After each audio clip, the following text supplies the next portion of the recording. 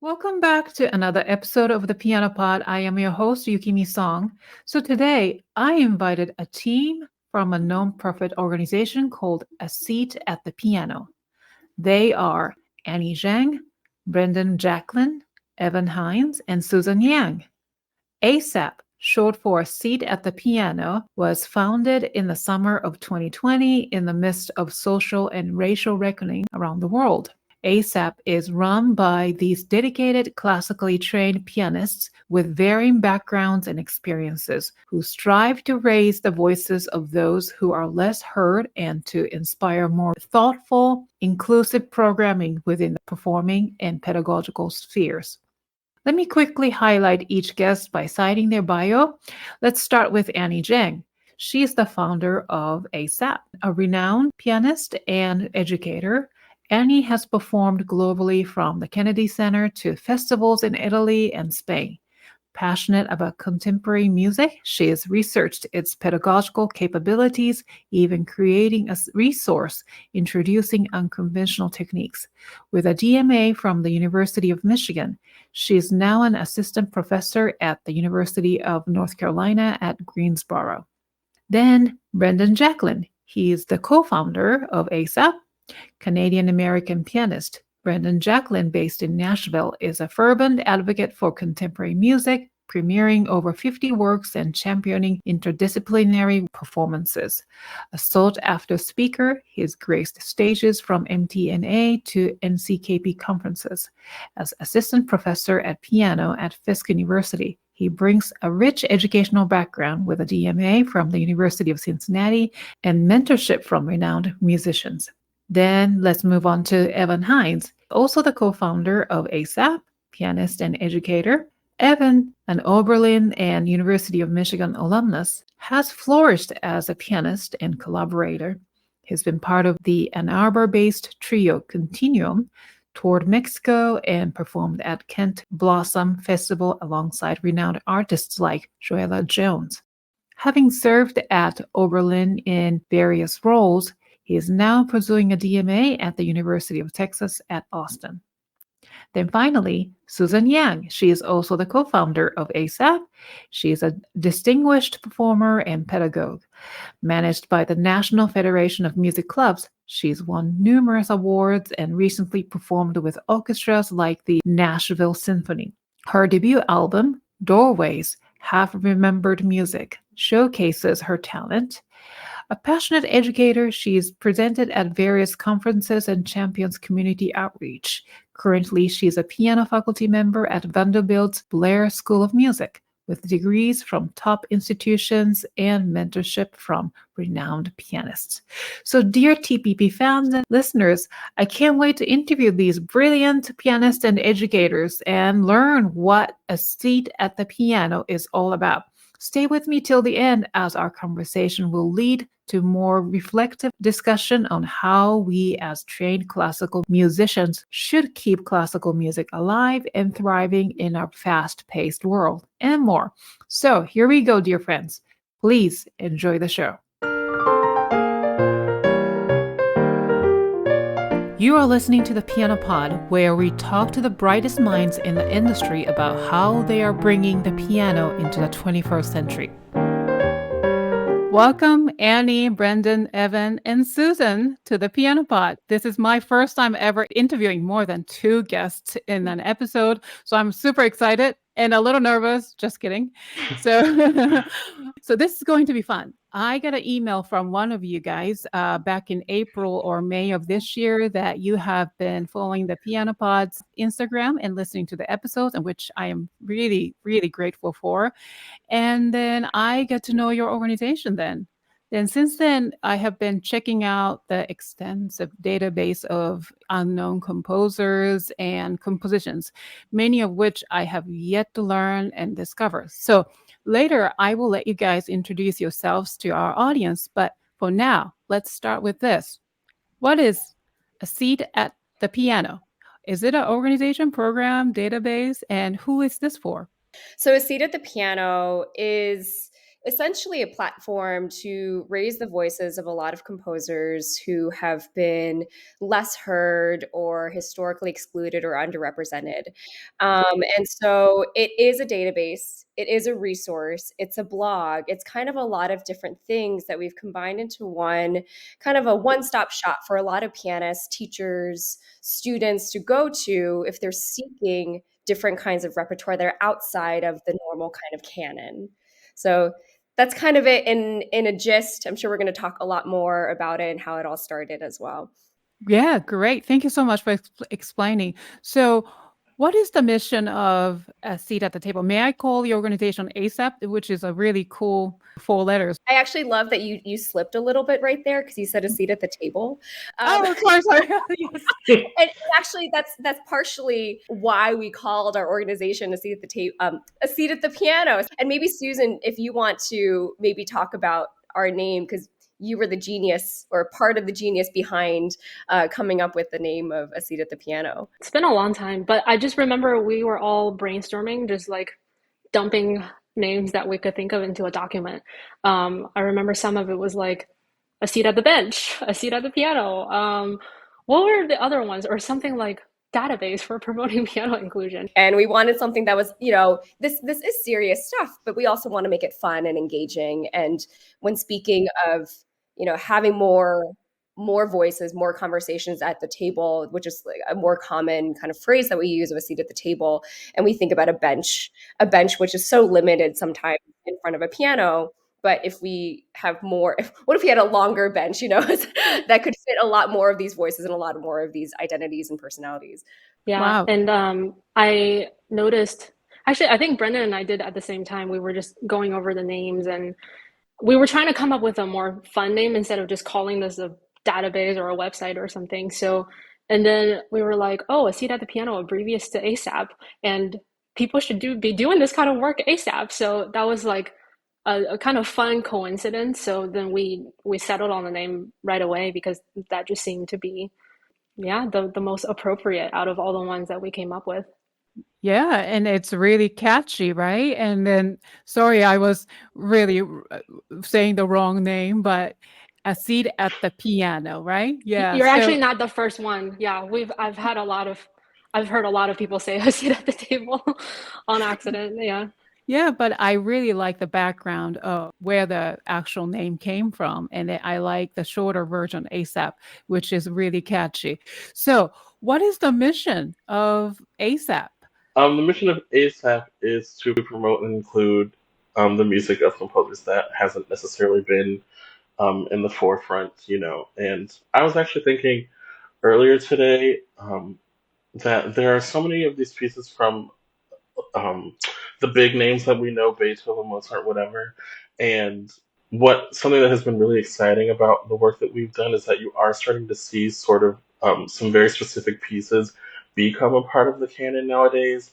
And I started thinking, oh my god, like of course they're playing this piece again, but also you have to remember that like one is better than none. Like the whole point is that like yeah, this like we might be seeing the same pieces over and over again. However, it's already hundreds and hundreds of years too late. So like even if there's one more, I know that the work that we're doing is working and very important. And yeah, so basically we're trying to catch up with the inclusion of works of piano music from composers from historically excluded groups. Why did you want to start this organization? And was there anything obviously missing, right? It was like the composers, unknown compositions, which amazing works of unknown composers, which were missing from our program, from our even teaching repertoire and so forth. But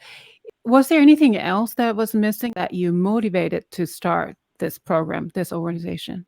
During the summer of 2020, which was obviously during the pandemic, Mhm. and we're all in isolation, a lot of time to reflect. Of course, our whole nation was dealing with solitude and also racial reckoning, social reckoning, a lot of the disparities that are within our society. And I think there was a big call to action. It's unfortunate that the circumstances had to create this call to action, but that there was this urgency that we had to do something. And so whether or not that was going out into the streets and protesting and saying your voice, or, showing the ways that you're supporting other communities in other different ways, I feel like as musicians, even within our silo, within our bubble and our sphere, we can still do a lot of influence. And so this started actually just, in my bed, on my laptop, just kind of doing my own personal research when I was doing my self-reflection and like kind of mad at myself that I could only maybe name, like off of the 5 fingers of my hands, the number of composers that I'd played that were not by standard typical white male, Western European composers. And so I started just kind of coming up with a list. And this was really just kind of for me to kind of think about, okay, when I am assigning repertoire, maybe in the fall semester, like maybe I'll pull from this list. And what was kind of fun about this project is that it's very easy to kind of go into this like spiral and this like black hole of a lot of like amazing pieces that you just never heard of. And so I just started cataloging it, putting it in this Google spreadsheet, and including things like, obviously the composer, the names of the pieces, the duration, difficulty and leveling as much as I could, a recording, a score, shared it on social media, because that was our main form of communicating with a lot of folks just within that time of the pandemic. And I just kind of put it out there as a feeler of like, okay, what do people think about this? I'm working on this thing. What do you all think? And it seemed like a lot of people were actually in need of it. We have a lot of great resources as it is already, Institute for Composer Diversity, but that tended to gear more towards like larger orchestral band works. We have Cassia, which is a vocal database, Music for Black Composers, which is specifically Black composers. And we really wanted to be a little bit more broad with the scope of the diversity in terms of composers that we were reflecting. Funny enough, Susan and Brendan, who I know very, very well from going to grad school with, and Evan as well, actually. But Susan and Brendan came to visit me during the pandemic very safely. And and I told them that this was like a thing that I was working on, and what better than to ask your friends for help. And so, I realized very quickly this is not something I could do on my own, that I wanted to even do on my own. That's where it all started. And this all started remotely. I saw that there was this need within the piano community. People were asking on forums, like, where can I find pieces by Latin composers, Black composers, First Nation composers? And there wasn't really a resource for it. And so now, given that we really wanted to see this change, and a lasting change, a sustainable change, we were able to say, well, you don't have an excuse anymore. Like, here's everything. And we just keep on expanding that. So wonderful, beautiful. So I want you guys to introduce yourselves for our audience one by one. Let's start with Annie. You're the founder, right? So my name is Annie, and I am the founder, and I'm also the executive director of our board. Great. And you're joining from where? Oh, I'm joining from Greensboro, North Carolina. Hi, my name is Susan Yang, and I'm joining from Nashville, Tennessee. I'm a co-founder of A Seat at the Piano, and I think my new title is Director of Special Projects and Community Engagement. Hi, I'm Brendan. I'm also coming to you from Nashville. I'm also one of the co-founders, and I'm Director of Operations, which is a lot of the tech stuff. And I am Evan Hines. I am coming to you from Austin, Texas, and I am, I guess, a co-founder as well, and coordinator of database operations. What made you guys decide to do it together? What was the inspiration? So, Brendan. Yeah, I come at it from a pretty different background than a lot of people. I grew up in Canada, and so there's an organization, the Royal Conservatory of Music, that I grew up playing the syllabus from, and they actually have always included a lot of composers, usually Canadian composers, and Canada's a pretty new place, so we've always had female composers and people of color and everything in that syllabus. And then both my parents are musicians, so I was actually working with composers when I was a kid, including my high school teacher, Sarah Koneskny. And so I actually didn't realize till I moved to the US that that gap was there. And so for me, part of wanting to do a seat at the piano was to sort of give people the experiences that I was lucky enough to have, that I never really realized how different it was, because I was playing composers since I was, probably 6 years old, that we find in our database, which is different. And then I also do a lot of contemporary music. And so just a big draw for me on a personal level is also, I just love finding all the cool new stuff that's out there. Just every time I find a new composer, I just sort of dive into their music a little bit when I'm working on the website. And so that's, also just fun for me. Can we elaborate a little bit about the difference? So I know I myself originally from Japan, and I'm Korean, but I was brought up there. So obviously there's a culture shock and cultural differences, especially as an educator. And even like within the United States, I used to live in Florida, and then coming to New York City was a big, huge cultural shock in many ways, and not just in terms of like a culture itself, but I think every neighborhood I go to has its own cultural difference, especially a place like New York, because it's so diverse.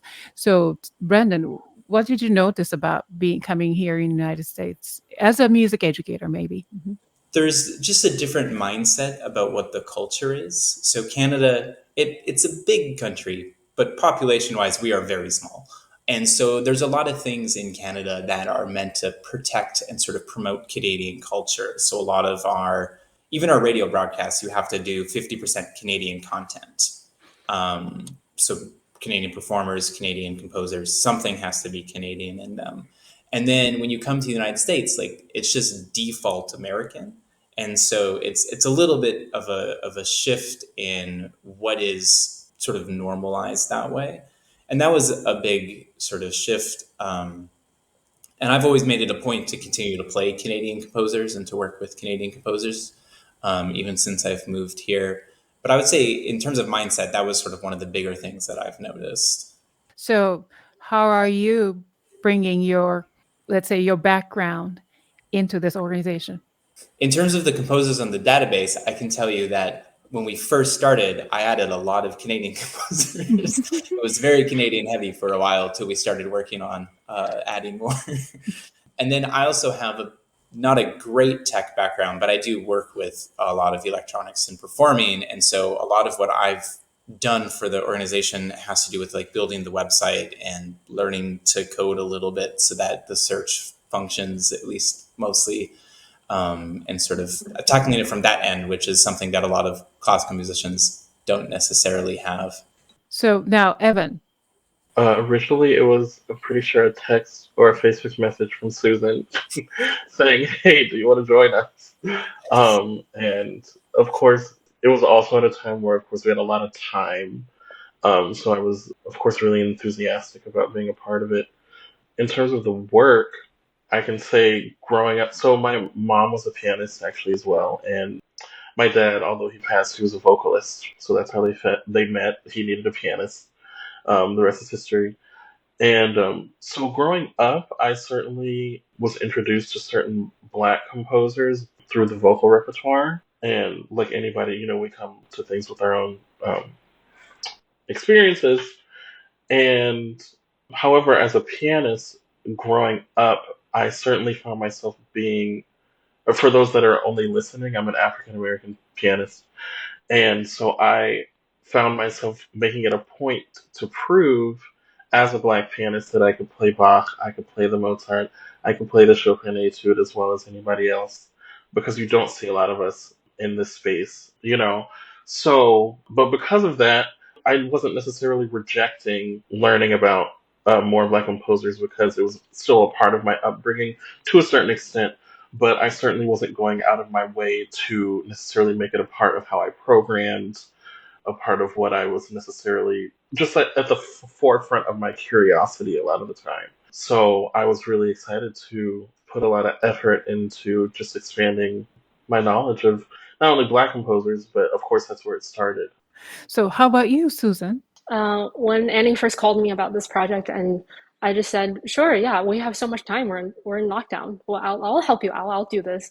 But in terms of doing this work, I actually, unlike what you asked about Brendan about bringing his own background into this, I actually think through this project, I'm finding a part of my own identity because, so I'm an immigrant too. I grew up in China, and learning to play the piano was, a lot of the Asian culture, they try to westernize things, and learning to play piano was like such a classy, elegant thing, and from day one until I graduated with my DMA, I've been playing Beethoven sonatas, Czerny etudes, like what Evan said.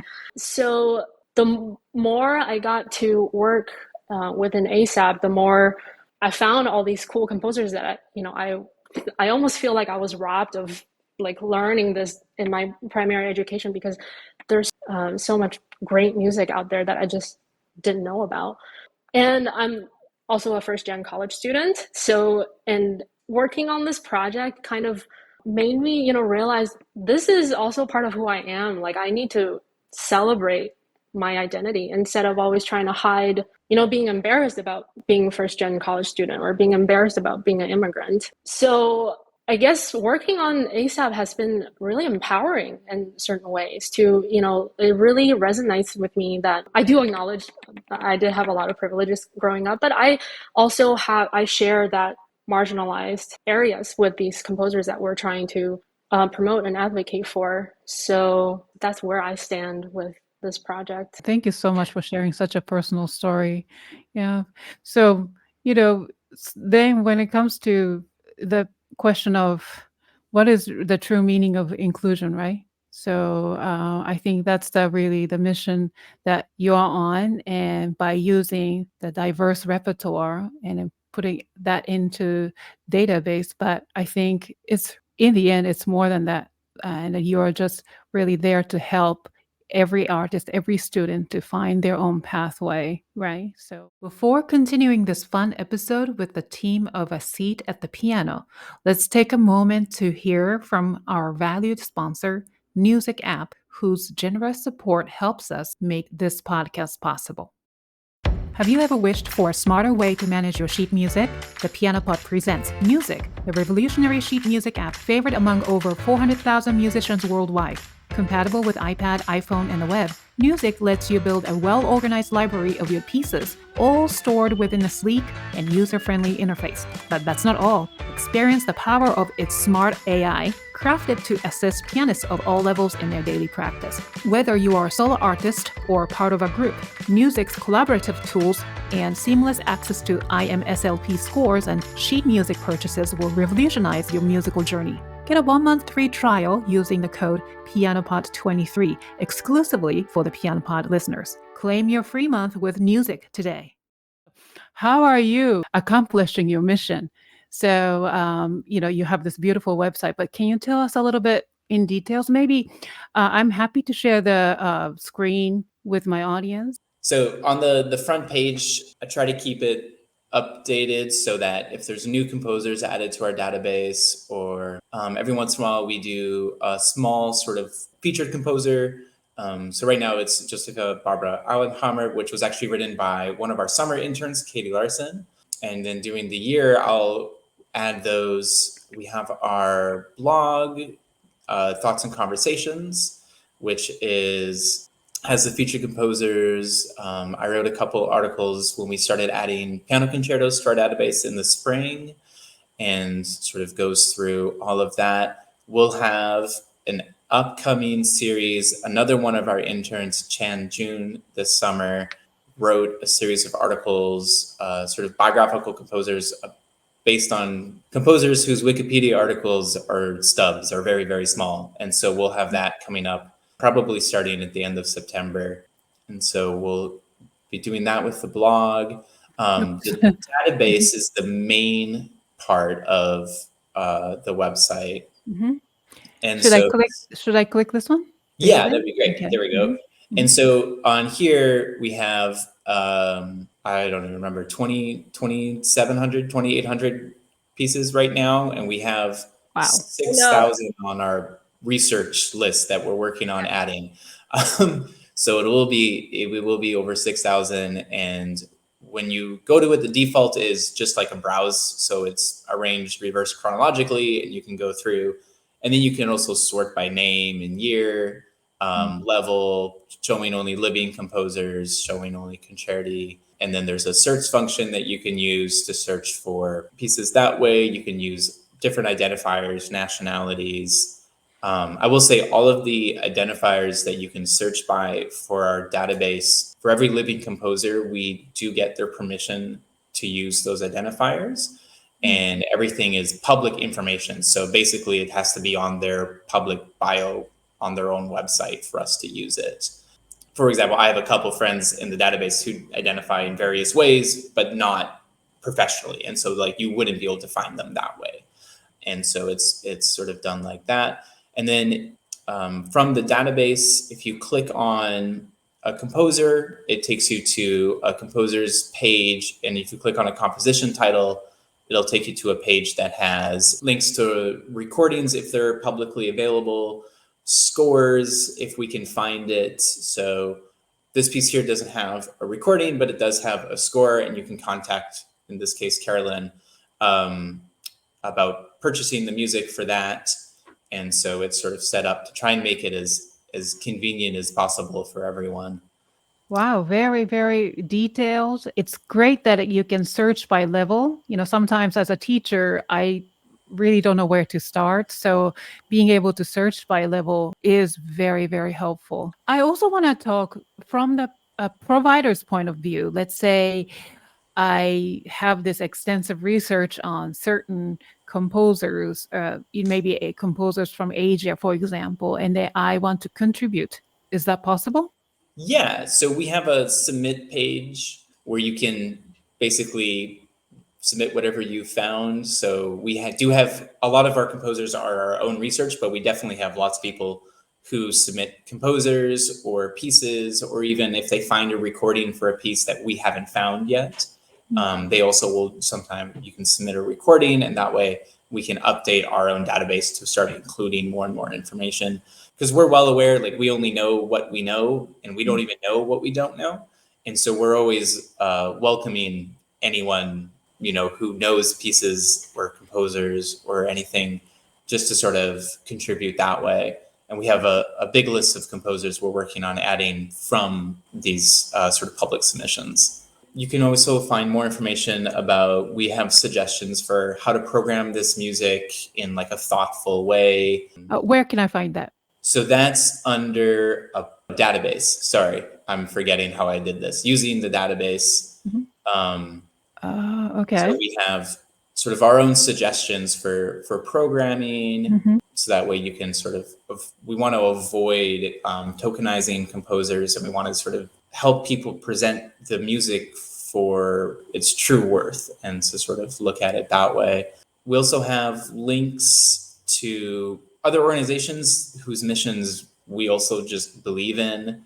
And so if you're curious about finding other resources, these are databases and composer federations or performers and other sort of things that we have found, and we are also adding to this. Sometimes we get suggestions for this page as well. And that's always exciting, because then we get to sort of dive into some other thoughts in how to sort of approach this idea. Also, if we want to contribute, we can donate to your organization, right? Yes. Yeah? Yes. So Okay. we do accept donations. We are pretty much entirely donation run in terms of funding for paying for the website and everything like that. You mentioned that in the tab Thoughts and Conversations, it's basically the blog page, right? So who is contributing the content for the blog? We're lucky enough to get summer interns from a couple different organizations. We have one from Lawrence University and one that's sponsored by the Jack Kent Cooke Foundation. And so we've always asked our summer interns to write blogs about something that interests them. It could be about their experience or however they want to approach it. Annie has had students write blogs for us, and we do pay students for those. So we get to work with them, and then they get to sort of explore something that's of interest, or one of their research projects that sort of aligns with our mission. And sometimes we have had people just like solicit us and just ask us if they could write something, and then we'll get in touch with them and sort of work through it that way. And so there's it's pretty open about who is there, and it's sort of just, can we work together to figure out a way that's beneficial for everyone and offers something of value that way. What's the qualification to be listed on your database? Like, it has to be living or has to be dead or a genre, even like the dealing with contemporary music. Right now, the classical music sometimes goes a little edgy, and then sort of having to have like a multidisciplinary compositions and It's pretty open. Right now, we do try to find like published, written out solo piano repertoire and concertis, but there are pieces on there that use electronics or extended techniques, and we just make a note of that in the database, like just to let people know that you do need this extra equipment for those pieces. Yeah, it doesn't have to be everyone. I don't remember the oldest composer in our database right now, but it's several centuries ago, all the way to people who are quite young. Like, makes me feel old how young they are. And so it's pretty open, as long as they are, sort of representative of some sort of historically underrepresented group that way, then it's pretty open. Wonderful. Yeah, I saw that birth year was 1999. Oh my goodness. I feel so old. Oh, I think our oldest composer, I was just looking at our database, I think it's Elizabeth Jacquet de la Guerre, who was born in 1665. Cool. Yeah. So you have really extensive data there. So now, do you have any other way besides blogs to reach out to more classical musicians and educators? Like, for example, maybe creating a playlist? Because, my podcast, my podcast was born on the same, I think, around the same time that your organization was born. So we share the same birthday, right?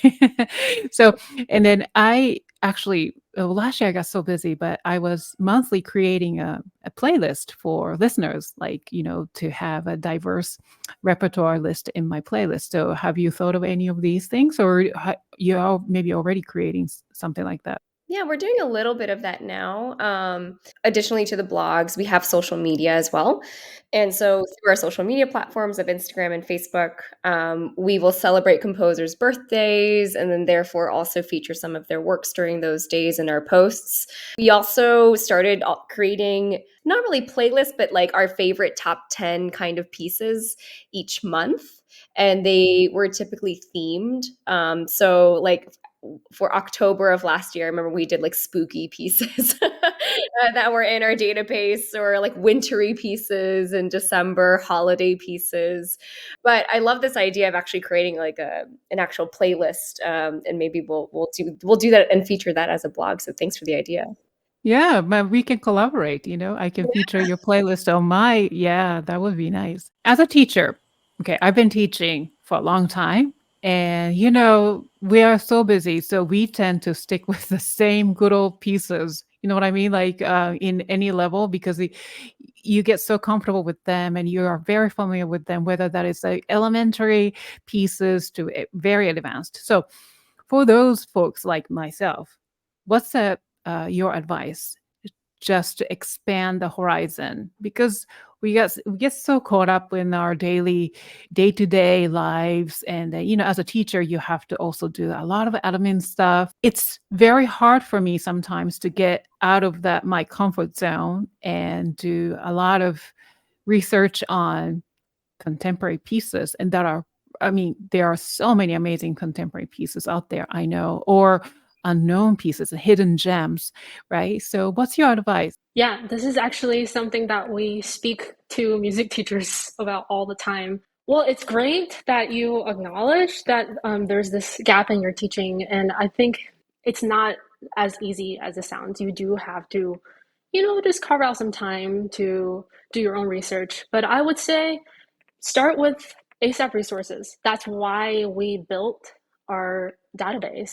So one of the cool features about the search bar in our database on the website is that I think Brendan's going to work on refining that a little bit, but you can search by genres or different types of pieces. If you're teaching, say, like a minuet, you can just type in minuet.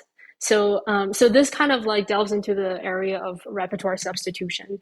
Instead of teaching a Bach minuet, you can teach a minuet written by de la Guerre. So if you just type in the search bar minuet, ideally all of the pieces titled minuet should pop up in the database. So yeah, this is something, I think we all struggle with. This is like a presentation we gave 2 years ago, like we all love what is familiar. It's really easy to just go for the pieces that you've already played and you've already taught so many times. But just know that there's so much more cool repertoire out there that we're missing out on. But yeah, looking out for resources like ASAP or for other, I guess, disciplines or non-pianists, I guess, like all the database that Annie mentioned earlier, just keep an eye out for those. But I think to begin with, if you have the desire to look for these kind of pieces, if the desire is there, then I think you do have to go out and look for these pieces on your own. So part of our mission is to make this widely available, and this is why we're doing podcasts like this, interviews, creating that online course, advocating on social media to just spread the word. So Evan? Well, I was just gonna say, it just starts with one piece, right? Like it can be so overwhelming. And what, what's actually nice about that is that proves that there's so much music out there. The excuse that I don't like any of it cannot apply, right? At this point, there's bound to be something that you like enough that you're gonna want to teach and learn yourself.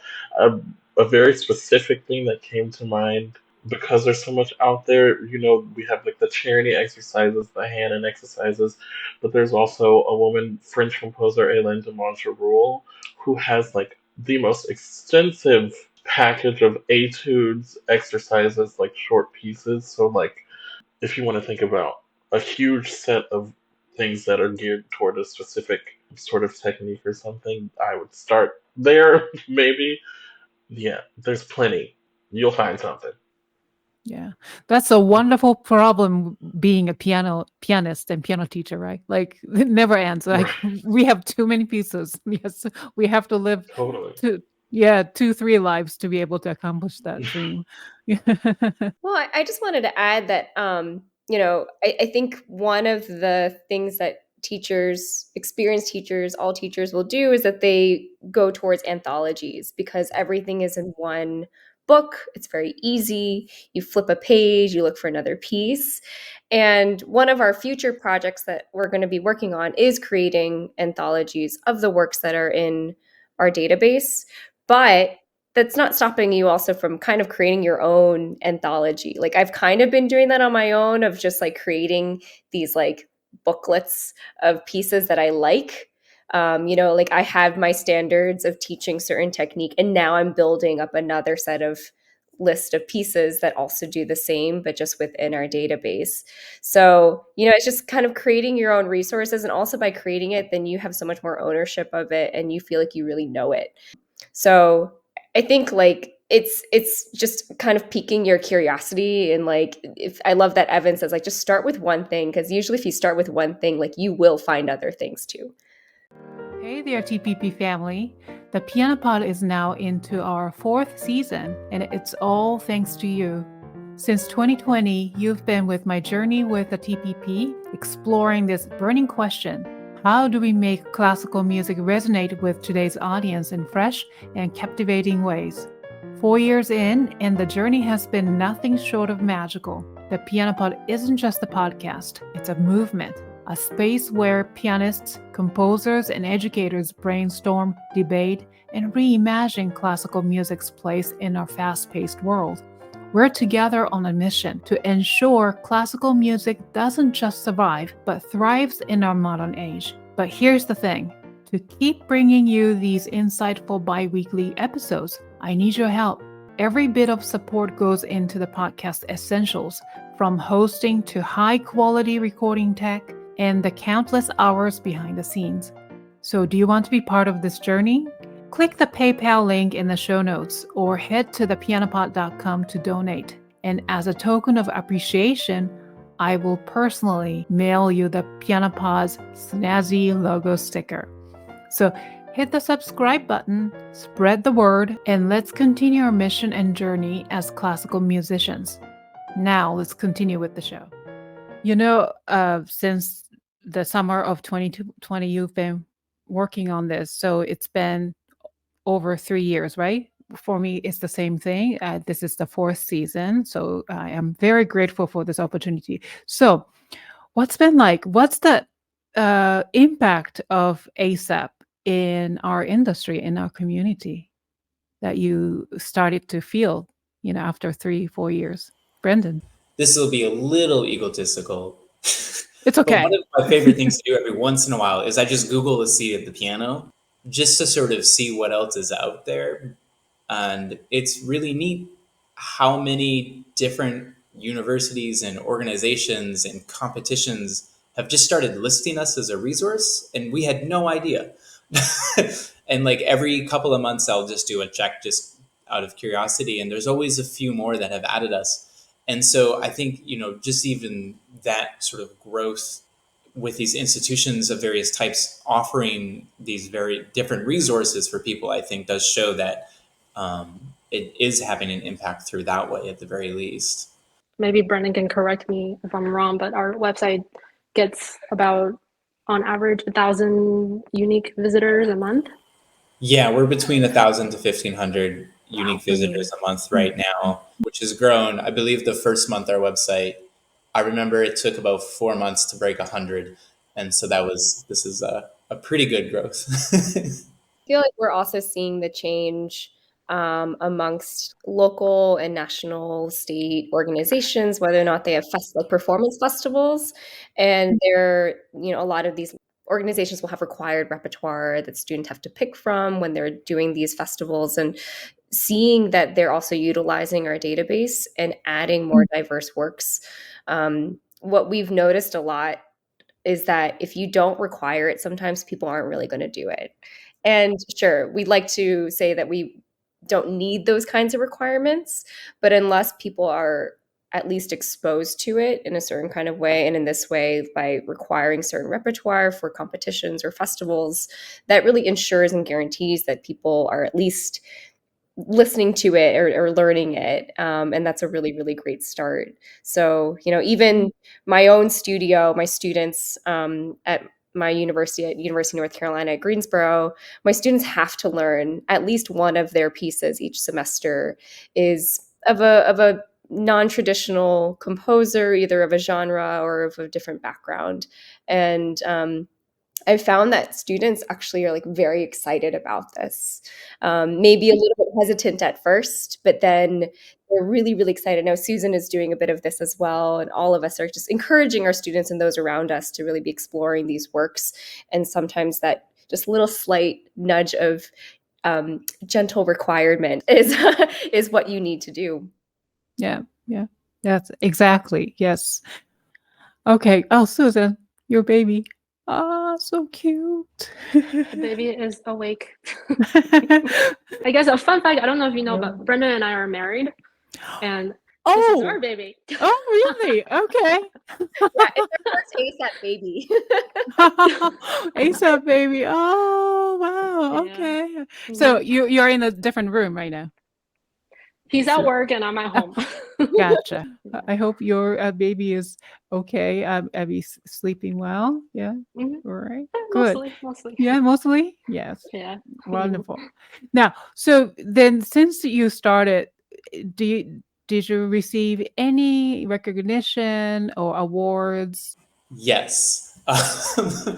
We've definitely, I feel like, received a lot of attention and everything from a couple different organizations.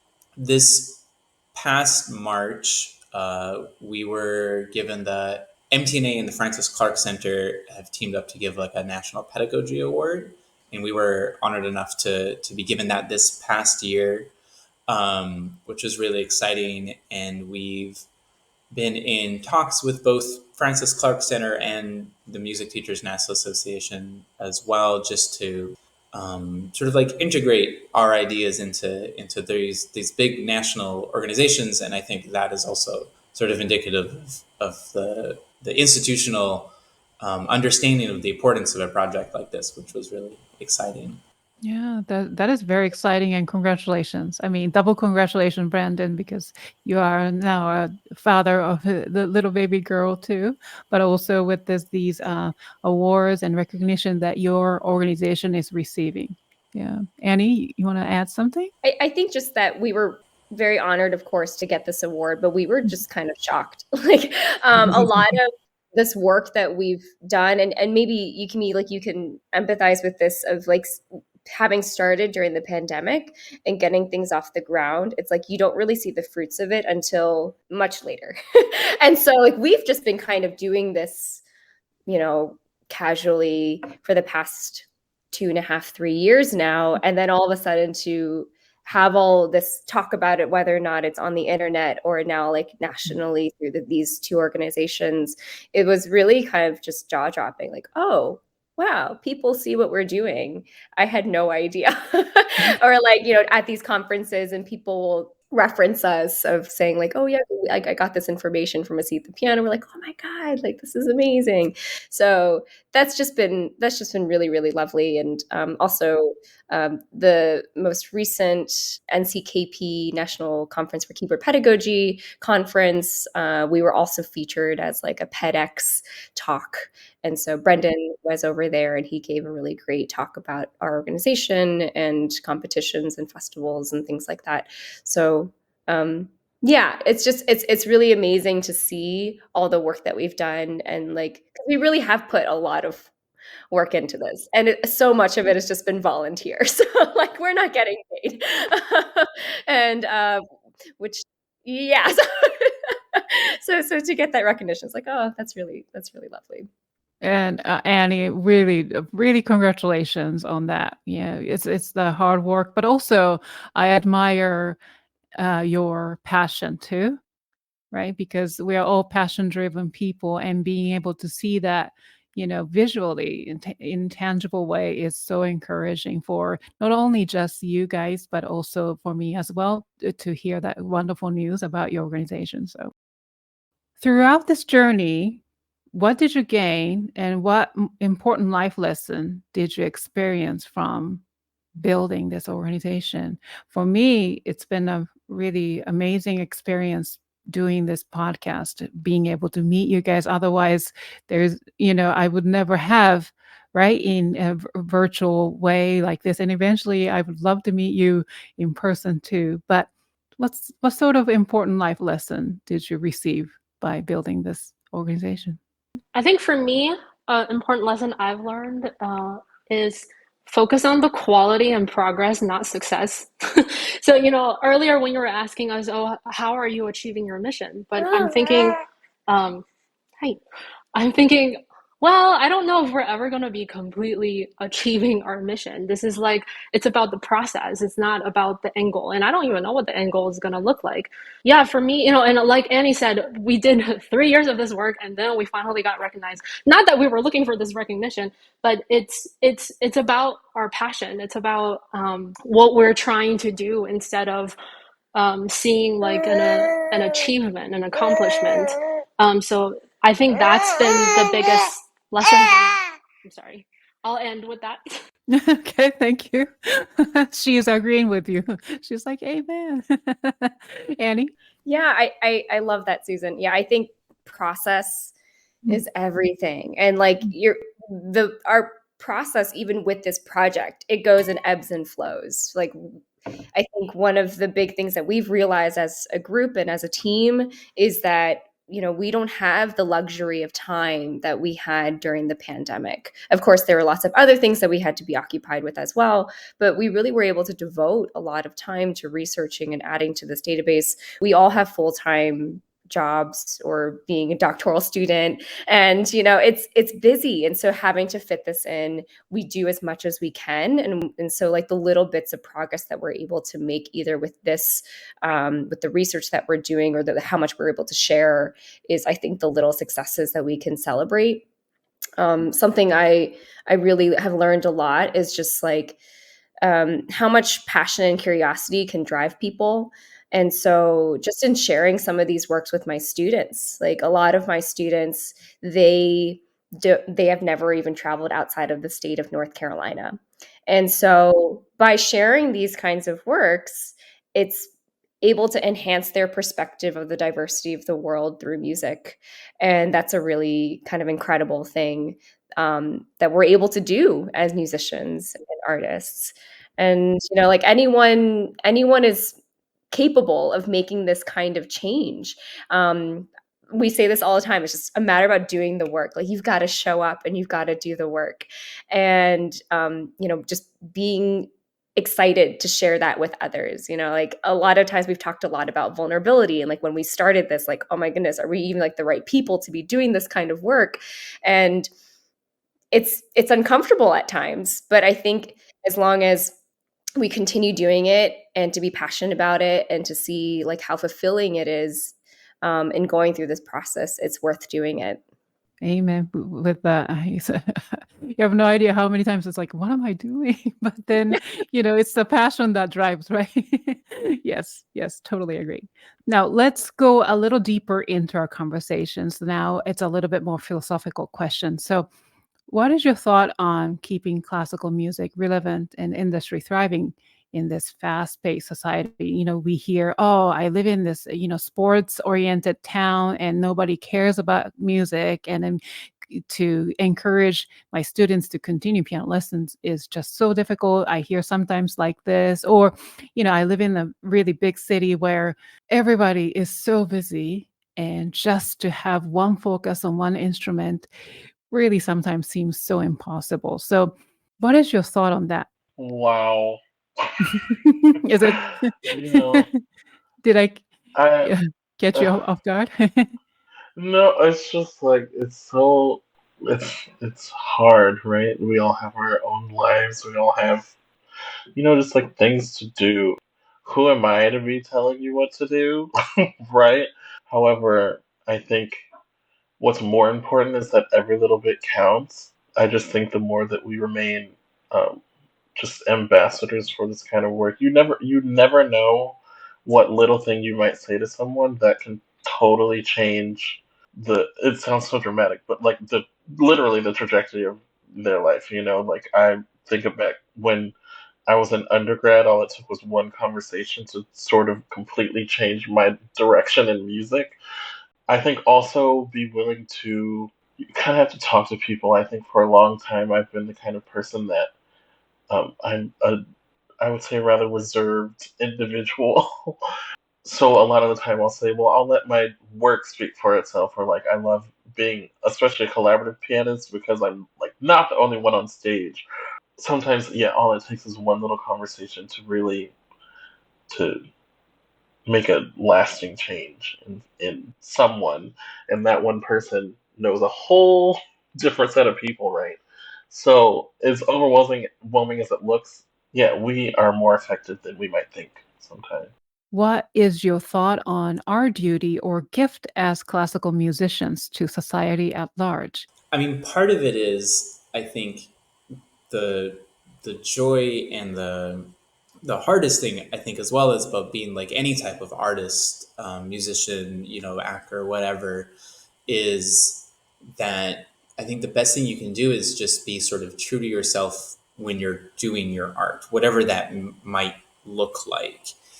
I don't know if I have would describe it as a duty to an audience, because I think it's more of a duty to your own artistic integrity and just kind of like looking at it that way. And then people might like it and people might not. And that's okay. And then the other thing is just to realize that like there's so much more out there as well. And just to be constantly exploring new things. So right now, I am not by any means a jazz musician.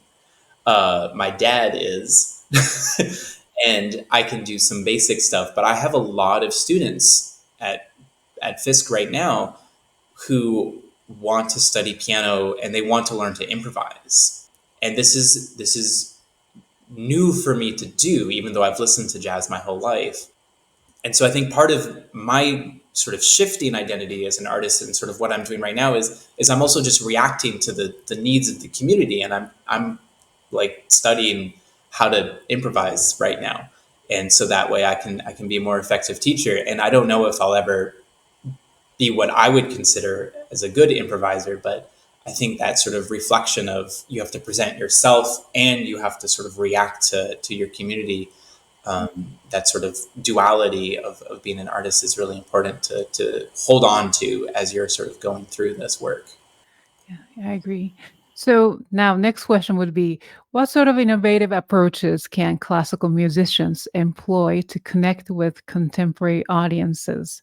I mean, I think that audiences today are very different from audiences that we've had 100 years ago. We have shorter attention spans. We are all about our devices and phones and scrolling, endless content, yet never exactly do they want endless classical music concerts. And so I think that the interacting with our modern day audience today is all just about engagement and how to make it either having a really thoughtful and genuine theme or idea that you're trying to convey through a performance. I think a lot of times, especially young students, get into that mindset of I program a recital to hit all the check boxes that I have to play for my recital jury. You know, your Baroque piece, your classical, romantic, contemporary.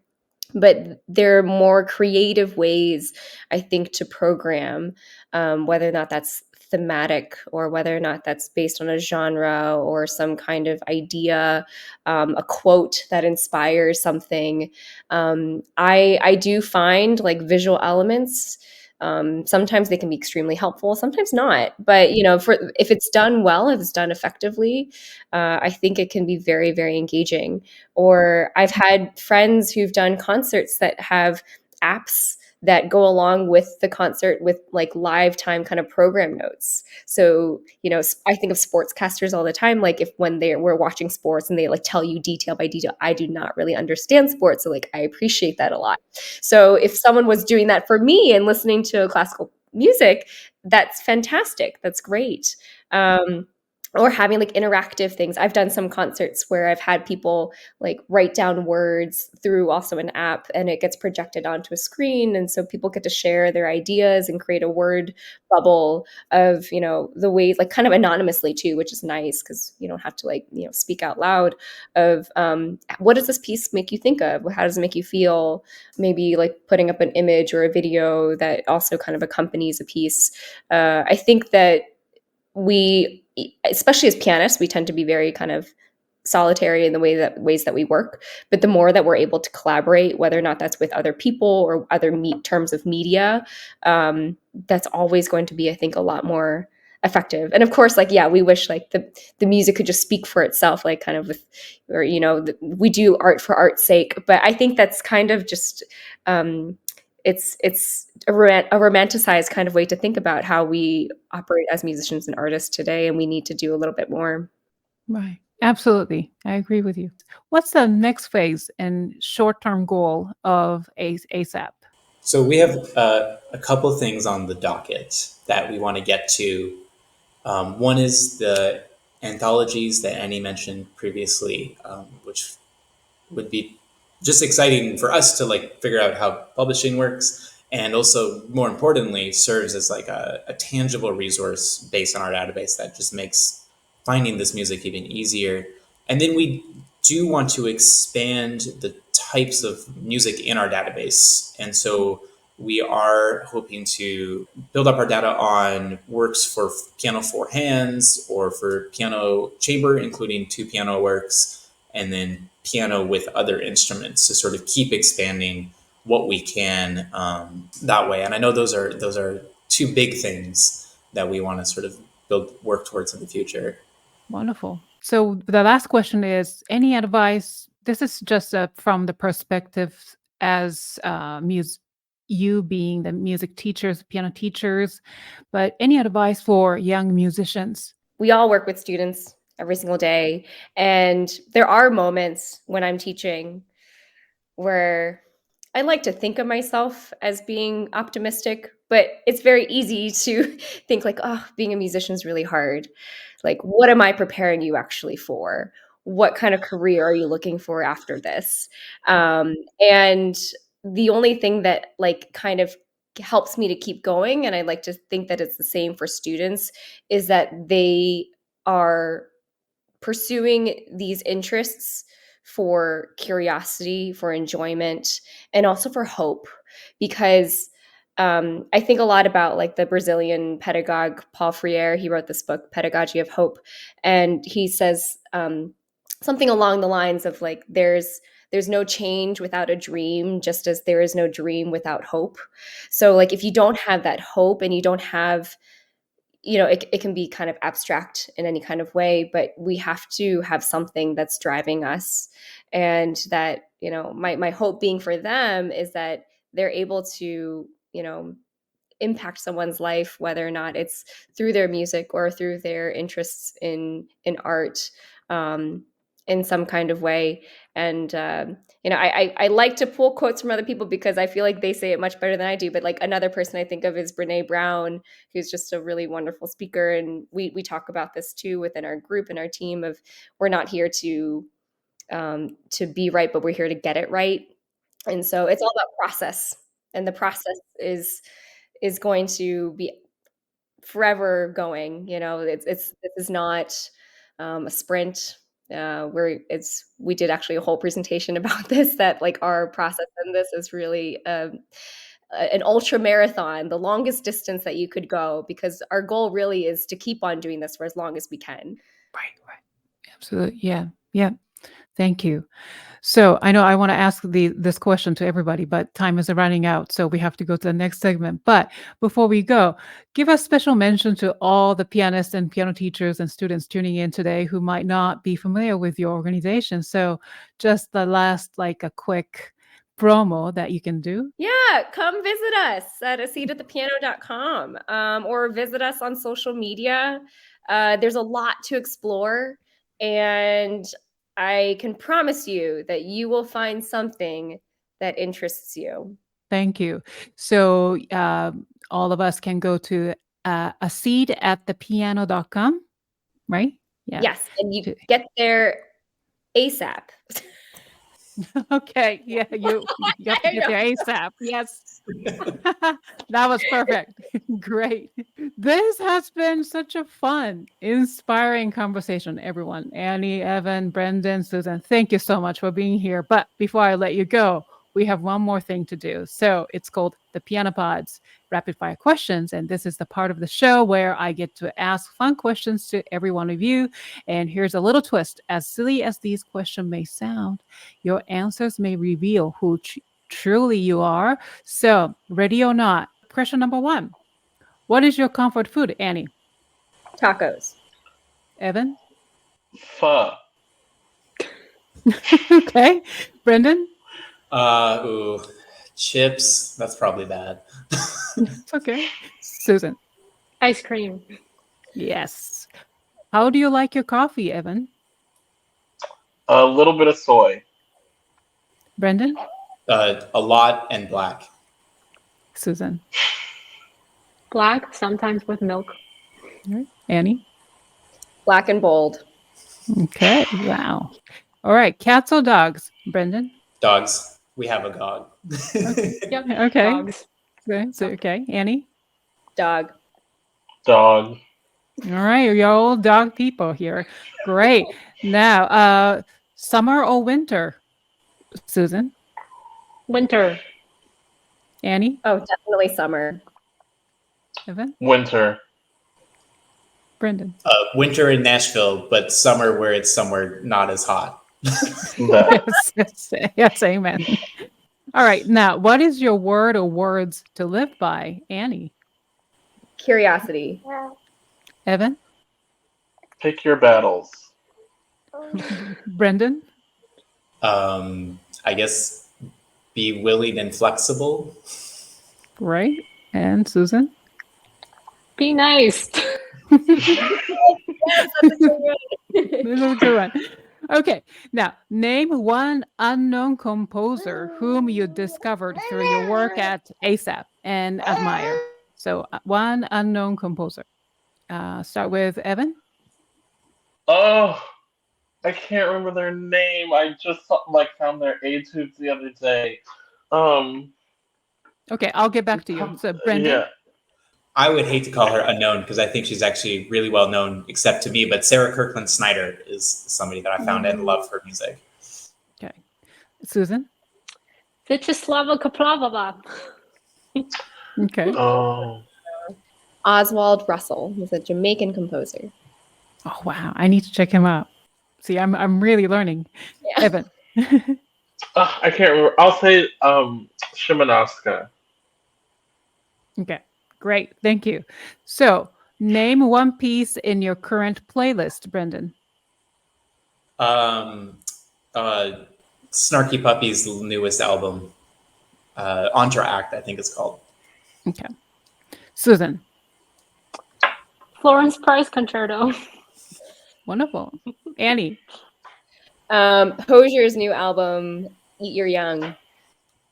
Okay, great. Evan. Mahalia's new album, IRL. Great. So now, last question. Fill in the blank. Music is blank. Susan. Powerful. Annie. Music is empowering. Amen. Evan. Profound. Indeed. Brendan. Music is necessary. Ah, so good. Ding ding. You're done. So you all passed. Congratulations. Yes. All right. So this concludes this episode of the Piano Pod. Thank you, Annie and Evan, Brendan and Susan for joining. And you the baby. I didn't want to ask the name because sometimes you want to hide, you want to be anonymous with the little ones. But thank you. Yeah, thank you, little girl, little baby, for joining. So, sharing your stories and insights and expertise. You can learn more about A Seat at the Piano through their website at aseatatthepiano.com, through and also through Instagram and Facebook.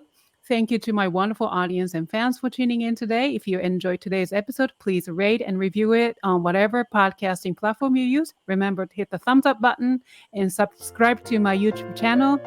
And then also follow the Piano Pod's social media to get the latest piano news via Facebook, Twitter, Instagram, and LinkedIn. I will see you for the next episode of the Piano Pod. Bye, everyone. And thank you so much, everyone. Annie, Evan, Brendan, Susan, thank you.